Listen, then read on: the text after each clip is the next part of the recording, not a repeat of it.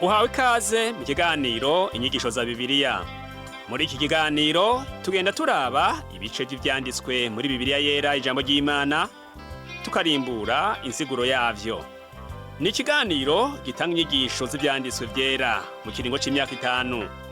Inyuma y'icigwa turaguha inomero woturonderako igihe wogira ico ugomba guterera canke kubaza. Kaze twumvirize kandi twigishwe.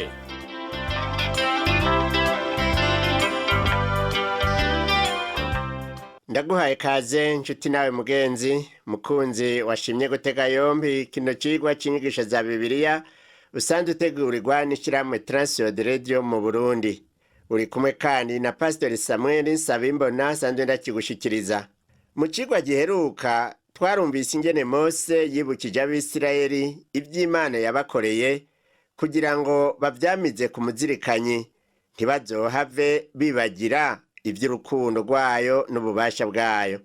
Muri uko kubibutsa ivy'Imana yabakoreye, yarababwiye ivyo bakwiye kwitondera kugira ngo bazokwamane ikiganza ciza ku Mana. Reka twongereye ducisha amaso gatoya ku vyo twabonye mu cigwa giheruka. Twarabonye iteka Imana yateye Abisirayeli. Turazi ko Abisirayeli batarusha ubwishi ayandi mahanga, ariko nuko Uhoraho abakunda akagomba gushitsa indahiro yarahiye ba sogokuruza banyu. Nico catumye Uhoraho abakuzayo ububasha bwiwe bwinshi, akabagobotora akabakura mu nzu y'ubuja no mu maboko ya Farawo umwami wa Egiputa. None umuntu yotanga iki ku Mana kubera urukundo Imana imukunda?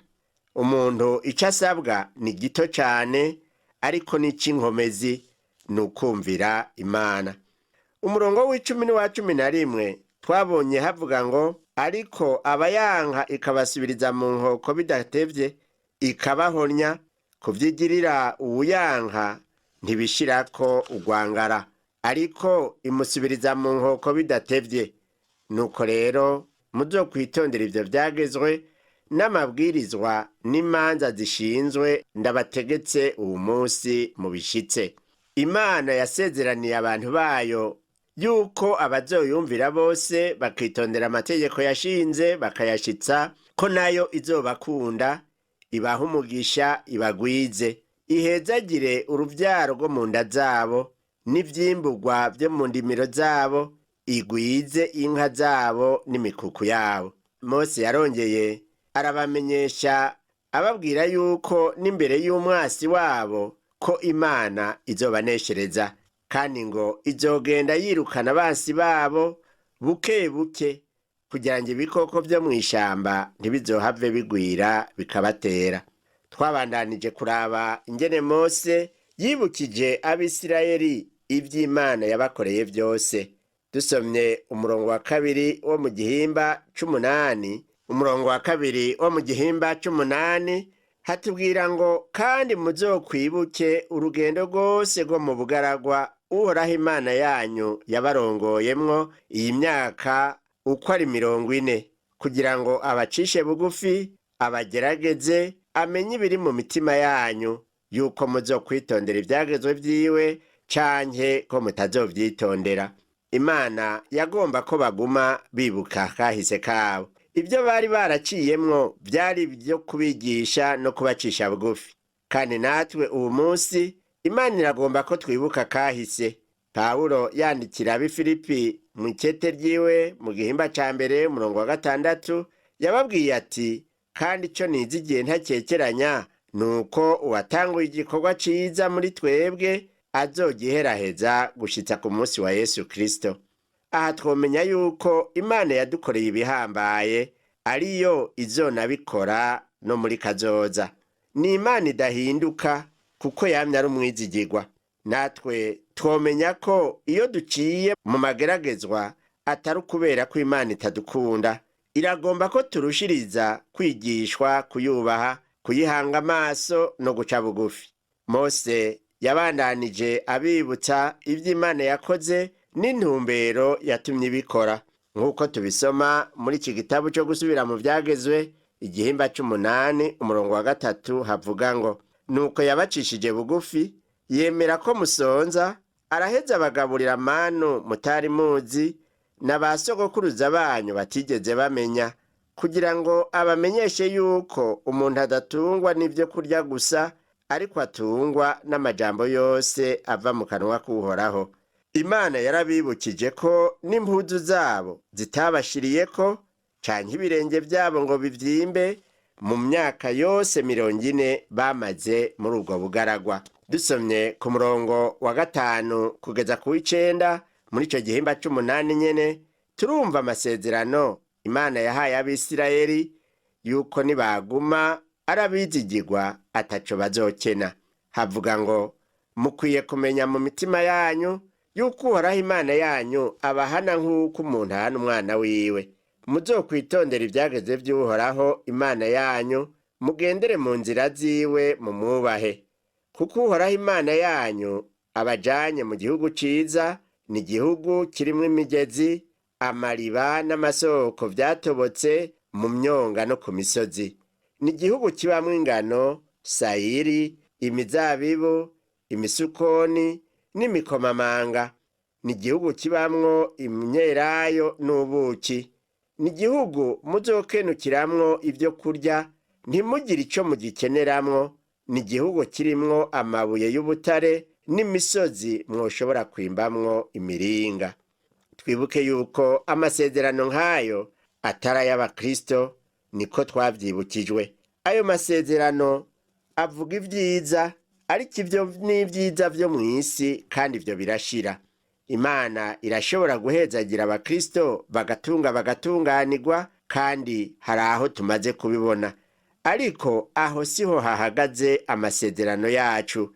Imana yadusezeraniye imihezagiro yo mu buryo bw'impwemu, nk'uko vyanditswe mu ikete Pawulo yandikiye Abanyefeso igihimba ca mbere umurongo wa 3 ngo Imana y'umwami wacu Yesu Kristo ariyo se iragahezagirwa. Yaduhezagiriye imihezagiro yose y'impwemu ahantu ho mw'ijuru muri Kristo. Rero twiyubare ntitwibagire Imana n'amasezerano twashizwe imbere. Mose yarabandanije akebura Abisirayeli ngo ntibazokwishire hejuru, ariko baze bame bibuka ko ivyo bafise vyose nuko bari kose babikesha Imana yabo yabakunze bihebuje. Mbega none uravye ingene Abisirayeli bamerewe uwu munsi, iciyumviro cugira kibari ikihe? Usomye umurongo wa 19 n'uwa 20 irangiza igihimba ca 8 co kugusubira mu vyagezwe, iyo mirongo ivuga ngo ariko nimwibagira Uhoraho Imana yanyu, mugakurikira izindi mana mukazisaba mukazisenga, uwu munsi ndababuriye yuko mutazobura guhona. Nk'uko Uhoraho agenda atikiza amahanga imbere yanyu, niko namwe muzoranduka, kuko muzoba mwase kumvira ijwi ry'Uhoraho Imana yanyu. Rero Imana yasezeraniye Abisirayeli kubahezagira nibayumvira, ariko ngo mugabo batayumviye naho izobagira nk'uko yagize ayandi mahanga yari imbere yabo. Njuti yanje mugenzi unyumviriza, uragomba kuraga ubugingo budashira, nta kindi usabwa ni wumvire ijambo ry'Imana, wemerere Yesu akuganze, kandi abariwe akurongora. Icigwa cacu c'uwu munsi naco turumva ingene Mose yibukije Abisirayeli ivyo bakoze vyababaje Imana, kwari kugira ngo biyubare gusubira kuyiratsa, kandi ngo bamenye ko atari abagororotsi, atari ubugororotsi bwabo bwatumye Imana ibaha igihugu ciza. Kandi natwe uwu munsi Imana yaratugiriye ubuntu iradukiza, atari uko twari beza canke dufise igitinyiro.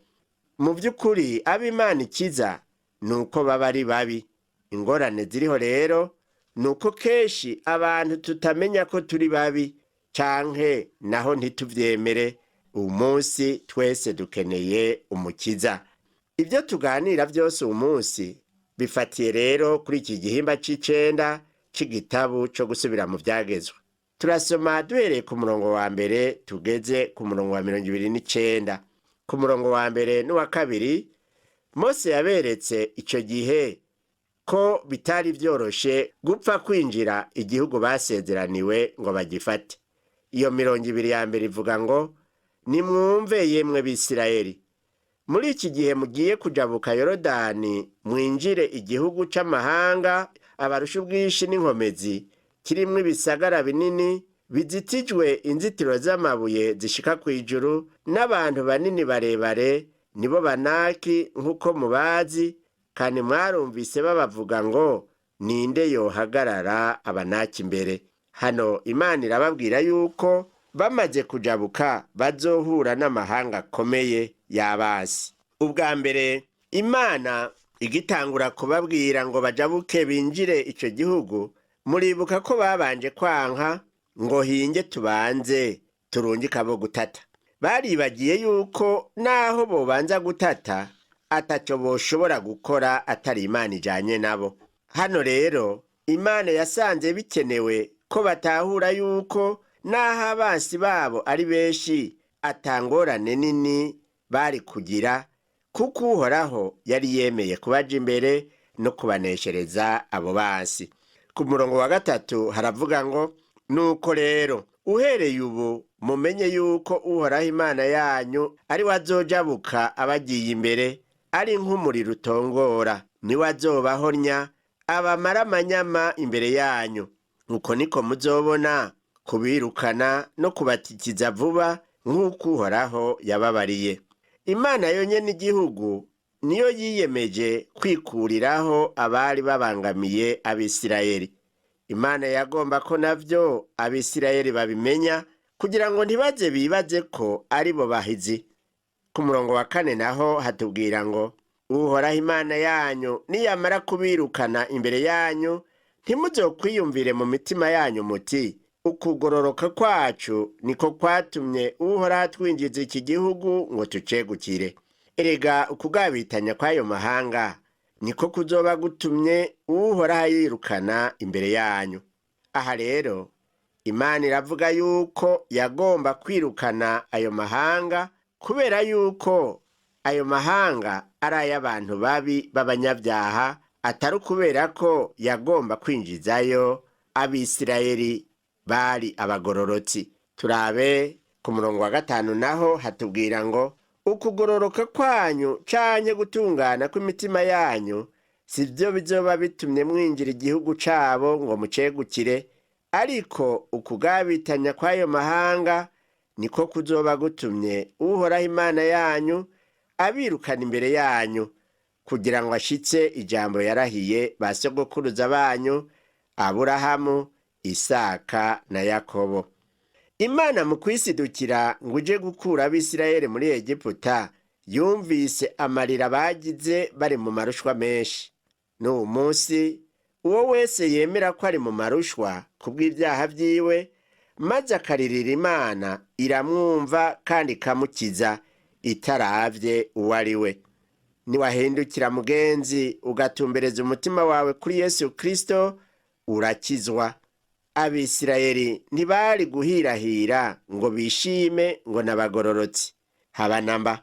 No ku murongo wa 6 Uhoraho yabandanije kubagabisha, aho Mose ababwira ati, nuko rero mumenye yuko ukugororoka kwanyu atariko kuzotuma Uhoraho Imana yanyu abaha ico gihugu ciza ngo mucegukire, kuko muri abantu batagonda izosi.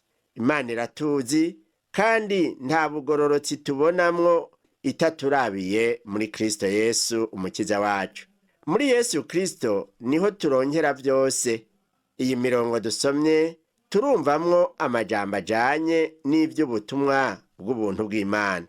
Reka twumve imirongo ikurikira ingene Mose yibukije Abisirayeli ivyo bakoze muri kahise kabo bikababaza Imana. Umurongo w'indwi uravuga ngo, muzokwibuke ingene mwarakije Uhoraho Imana yanyu muri mu bugaragwa, ntimuzovyibagire uhereye umunsi mwaviriye mu gihugu ca Egiputa kugeza aho mwashikiye aha hantu mwagiye mugarariza Uhoraho. Mose yabibukije ingene basenze ikigirwamana cabumbwe mu mpeta zo ku matwi ariyo mahereni y'abagore b'Abisirayeli n'abagabo baho. Umurongo w'umunani abandanya avuga ati, no kuri Horebu mwarakije Uhoraho, arabashavurira bimutera kugomba kubahonya.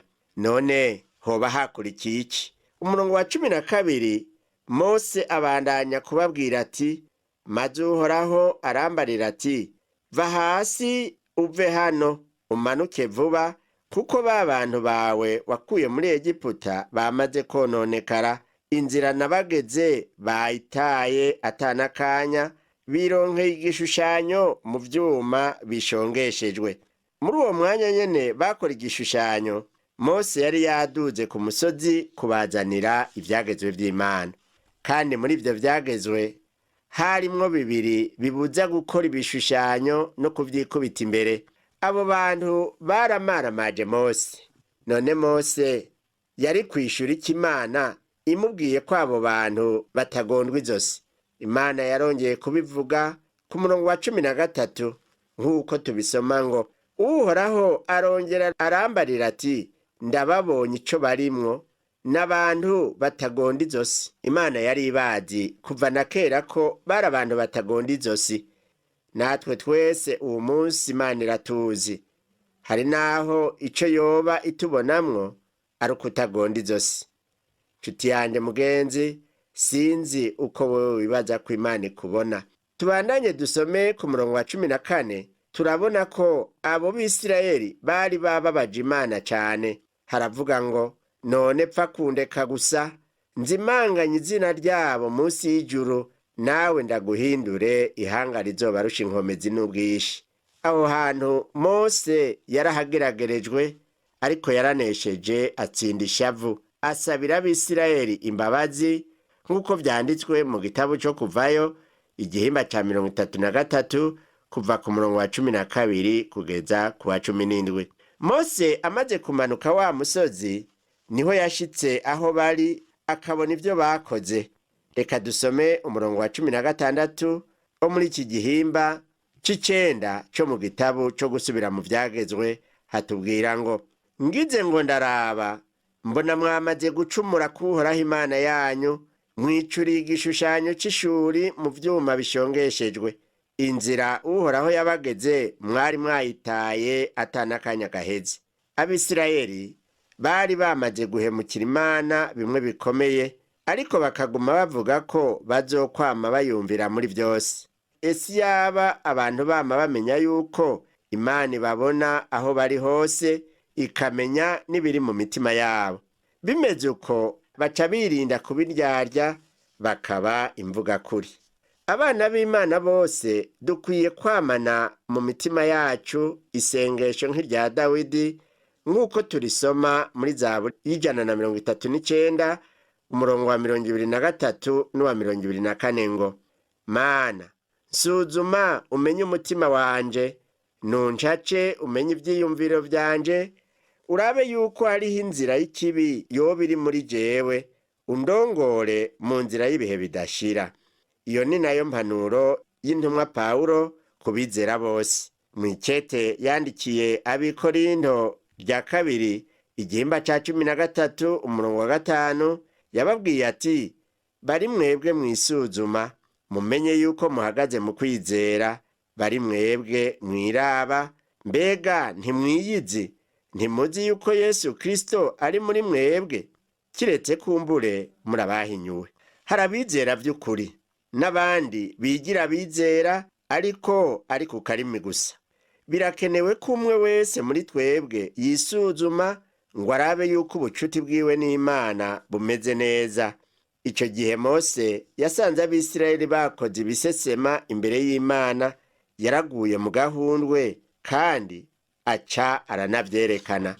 Reka turabe muri uku gusubira mu vyagezwe mu gihimba c'icenda umurongo wa 17 n'uwa 18 havuga ngo, ncafata vya bisate vyose nari mfise mu ntoke, ndabikubita hasi ndabimenera imbere yanyu.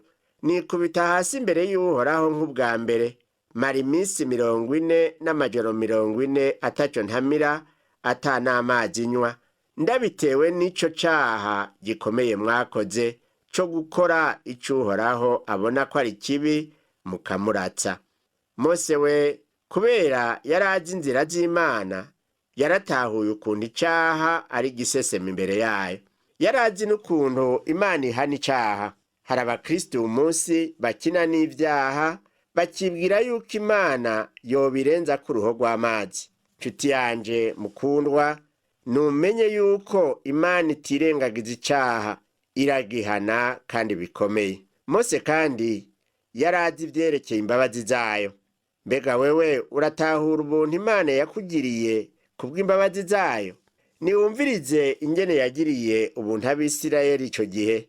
Usomye umurongo wa 19 havuga ngo, kuko natinye ishavu n'uburake Uhoraho yari abafitiye, vyatuma agomba kubahonya.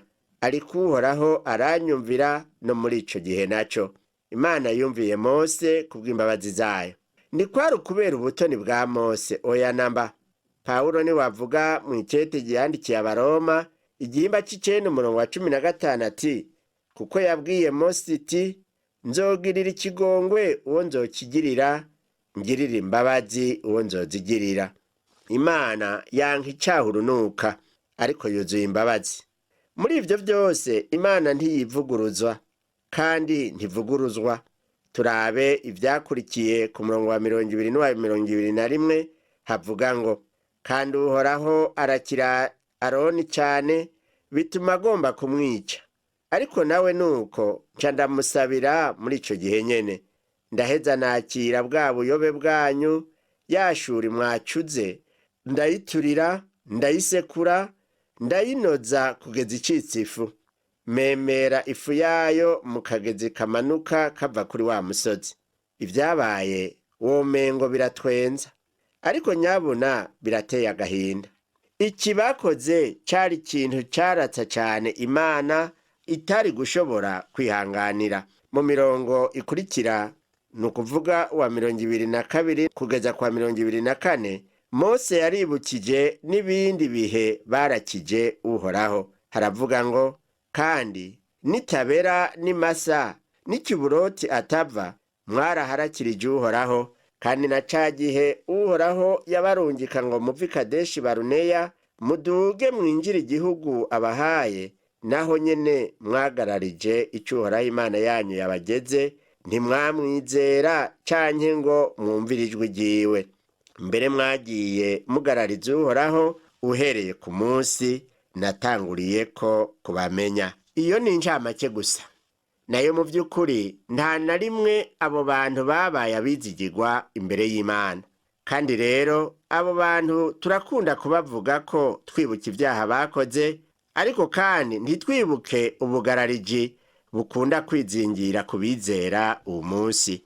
Hariho amasengero menshi, na cane cane muri yayandi adatirimuka ku migenzo, usanga atana gace ko kumvira Imana kakiri muri yo. Ico gihe c'Abisirayeli ugusenga kwa Mose kwarahwamitse uburake bw'Imana, bituma ihindura ingingo ihambaye yari yafashe, nk'uko tubisoma ku murongo wa 25 ngo, nuko mara iminsi uko ari 40 n'amajoro 40 nubamye imbere y'Uhoraho, kuko Uhoraho yaravuze ko azobahonya.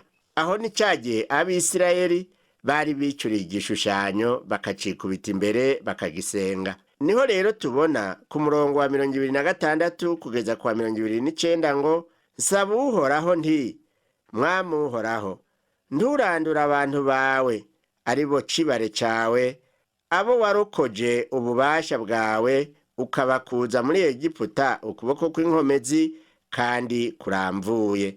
Niwibuka abasavyi bawe Aburahamu, Isaka na Yakobo. Nturabe ukutagondwa kw'aba bantu, canke ukugabitanya kwabo, canke icaha cabo, kugira ngo abo mu gihugu wadukuyemwo ntibazovuge ko vyananiye Uhoraho kubashikana mu gihugu yabasezeraniye, kandi ko abanka, kandi ko arico catumye abakura ino ngo abatsinde mu bugaragwa.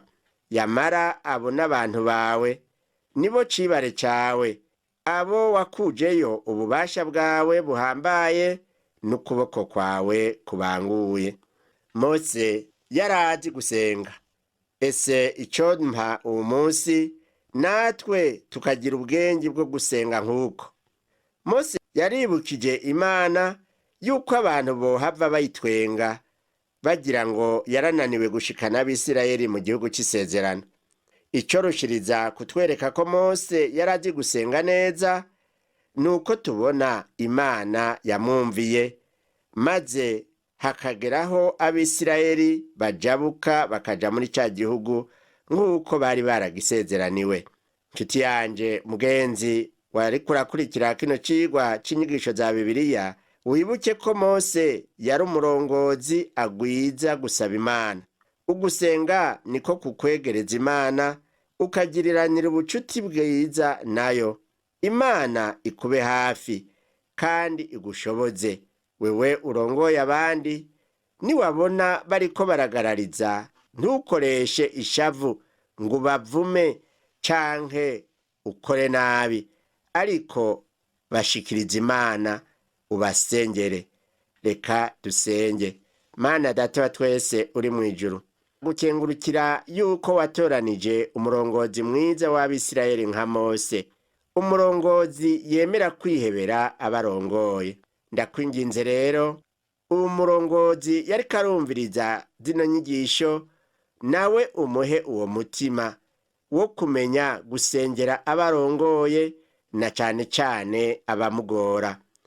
Kandi n'umuntu uwo ari we wese Mana yakurikiye izi nyigisho, umuhe kumenya kurongorera ubugingo bwiwe mu kumvira ijambo ryawe. Niho twumvise ko azomererwa neza. Ndabisavye mu izina rya Yesu Kristo umwami wacu, amen. Cigwa cacu co kuri uno munsi kigarukiye ngaha, naho ubutaha umwami wacu Yesu Kristo aguhezagire.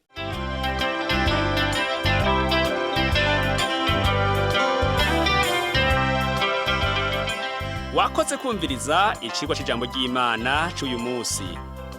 Ushobora kumviriza n'ibindi biganiro by'inyigisho za Bibiliya canke ukabikwega kuri uru rubuga rwa interinete rukurikira: http utuburungu tubiri uturongo tubiri duhengetse ttb akaburungu twr akaburungu org. Ushobora kumviriza ikiganiro cyo muri indwi canke ugafyonda ahanditswe ngo rondera ukurikije itariki kugira ngo wumvirize ikiganiro camaze kurengana. Ushobora no gufyonda ahanditswe ngo rondera ukurikije ibyanditswe kugira ngo wumve ibiri muri ico gice cy'ibyanditswe byera ugomba. Ufite ico wunganira canke ubaza, twandikire. Email ni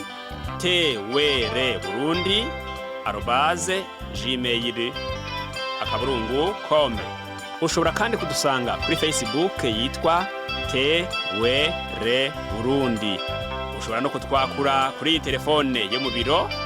Inomero ni 22 24 26 57 mu masaha y'akazi. Canke kuri telefone ngendanwa, inomero ni 69 67 12 77 79 74 19 93. Dusanga kandi kuri WhatsApp, nimero ni 79 38 71 99. Yesu aguhezagire.